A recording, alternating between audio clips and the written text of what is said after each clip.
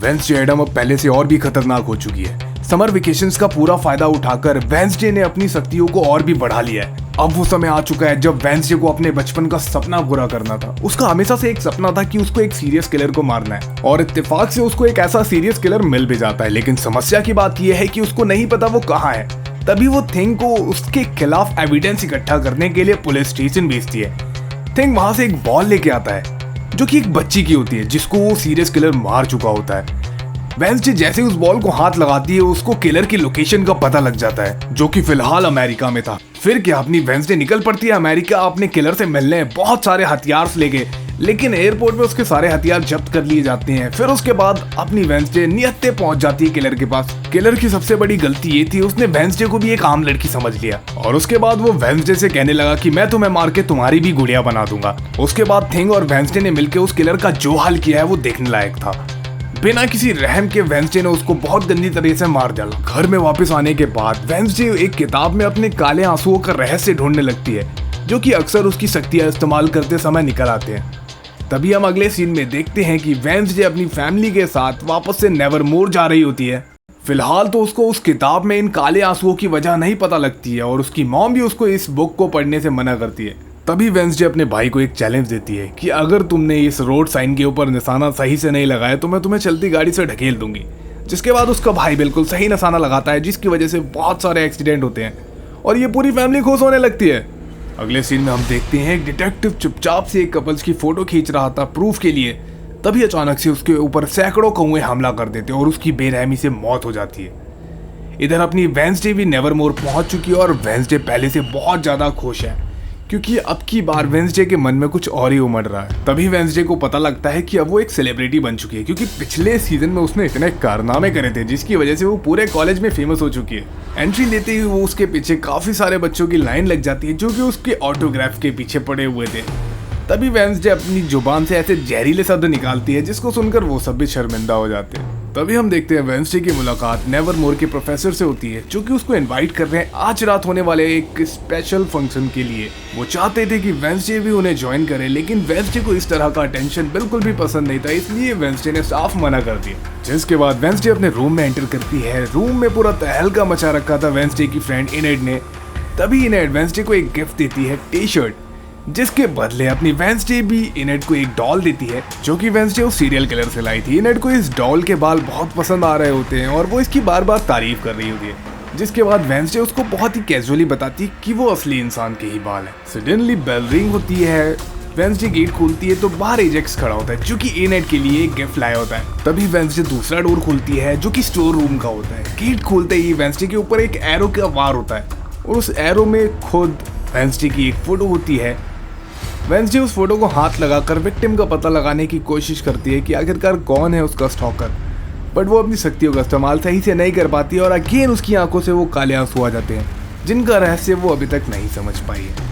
तभी यहाँ पे वेंसडे का भाई अपने दोस्त के साथ, जो कि कीड़ों को कंट्रोल कर सकता है, बेसिकली ये है इसकी सुपर पावर, उसके साथ बातचीत कर रहा होता है।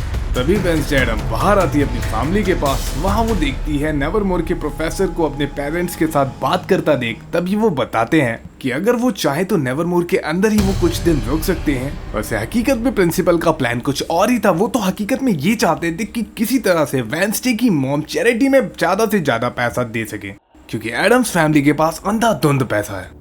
फिर एक सीन में हमें दिखाते हैं वेंसडे अपनी मॉम के साथ बात कर रही होती है। उसकी मॉम उसको सामने से कहती है अगर तुम्हें अच्छा नहीं लग रहा है तो हम यहाँ से जा भी सकते हैं, पर वेंसडे को मॉम से कोई भी आपत्ति नहीं थी, इसलिए वेंसडे साफ मना कर देती है। तभी वेंसडे की मॉम उससे कहती है कि अगर तुम चाहो, जब तक तुम्हारी टीचर नहीं आ रही है तब तक मैं तुम्हारी मेंटोर बन के तुम्हें हर चीज के लिए गाइड कर सकती हूँ, क्योंकि वेंसडे की मॉम भी इसी अकेडमी की पुरानी स्टूडेंट रह चुकी है।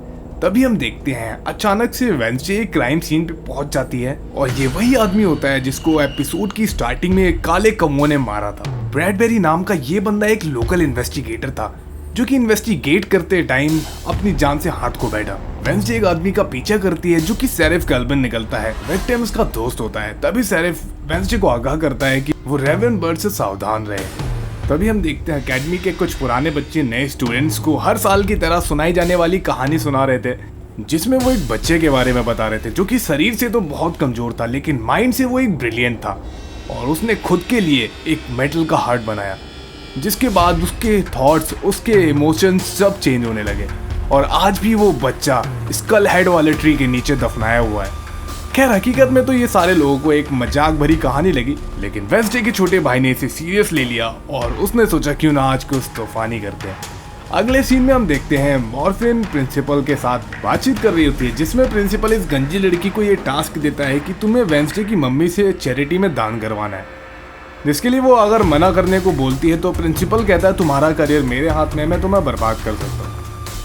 तभी हम देखते हैं कि वेंसडे के रूम में इनेड अपने दोस्तों के साथ वोल्फिंग कर रही थी, जिसको देखकर वेंसडे अपनी म्यूजिक क्लास में चली जाती है। और यहाँ वेंसडे का छोटा भाई स्कल हेड वाले पेड़ के पीछे पड़ा हुआ था कि कैसे वो उस मेटल हार्टेड पर्सन को बाहर निकाले। यहाँ थिंग भी अपने में लगा पड़ा था और ये प्रिंसिपल भी न जाने क्या सोच रहा था। हर तरफ सिर्फ उलझी पहेली। तभी वेंसडे को म्यूजिक बजाते हुए देख म्यूजिक क्लास की टीचर उसके बीच में आकर उसे इंटरप्ट करती है और उसे म्यूजिक क्लास ज्वाइन करने का सलाह देती है। बट यहाँ पे अपनी वेंसडे साफ साफ मना कर देती है क्योंकि वो इतनी खड़ूस जो ठहरी, और उसके बाद वो अपना म्यूजिक का सामान उठाकर वहाँ से निकल पड़ती है। अगले सीन में हम देखते हैं कि आज रात के प्रोग्राम की तैयारी हो रही होती है। पूरा स्कूल, पूरा नेवरमोर, सारे बच्चे सब लगे होते हैं अपनी काली शक्तियों के साथ रात के प्रोग्राम की तैयारी करने में। तभी हम देखते हैं प्रिंसिपल की धमकी देने की वजह से ये मॉर्फिन आखिरकार वेंसडे की मम्मा को कन्विंस कर ही लेती है चैरिटी में पैसा देने और साथ ही वेंसडे की नानी से ये पैसा दिलवाने में। तभी वेंसडे को एक लेटर मिलता है जिसमें साफ साफ लिखा था कि मैं तुम्हारी नॉवेल को जला दूंगा।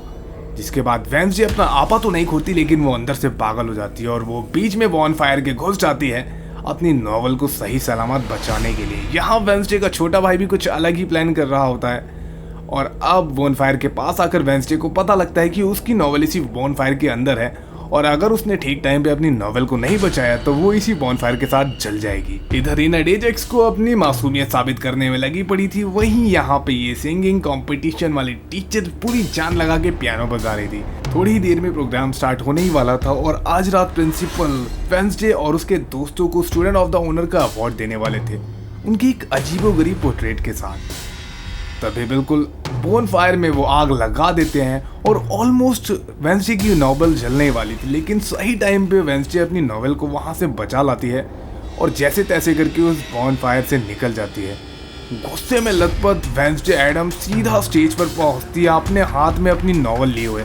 इनेड को तो लगा कि यहाँ वेंसडे जल चुकी है, लेकिन वेंसडे बिल्कुल सही सलामत थी और गुस्से में जैसे ही वो स्टेज की तरफ पहुँचती है सबकी नज़र सिर्फ वेंसडे के ऊपर होती है। प्रिंसिपल ये देखकर बहुत खुश होते हैं और वो वेंसडे के आते ही तुरंत उस पोर्ट्रेट में से पर्दा हटाते हैं और वो वेंसडे को उस फोटो को दिखाते हैं और सभी को ताली बजाने और चेयर्स करने के लिए बोलते हैं। वेंसडे अपनी नॉवेल की वजह से बहुत ज़्यादा गुस्से में थी, वो उस पोर्ट्रेट का तहस नहस कर देती है और उसके बाद उल्टा सीधा बोलकर वहाँ से निकल जाती है, जो सुन के इनेड भी काफ़ी ज़्यादा दुखी हो गई थी और वो अपने पोर्ट्रेट में आग तक लगा देती है, जो देखकर लोग तो तालियां बजाते हैं और वो सोचते हैं कि वेंसडे कितनी ब्रेव है। बट यहाँ पे सीन कुछ और ही होता है।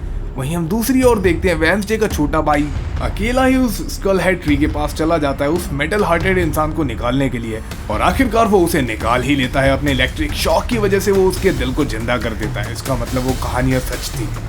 तो फिलहाल आज की वीडियो में सिर्फ इतना ही। अगले पार्ट के लिए चैनल को सब्सक्राइब करके वीडियो को लाइक कर दें। अगला पार्ट बहुत जल्द।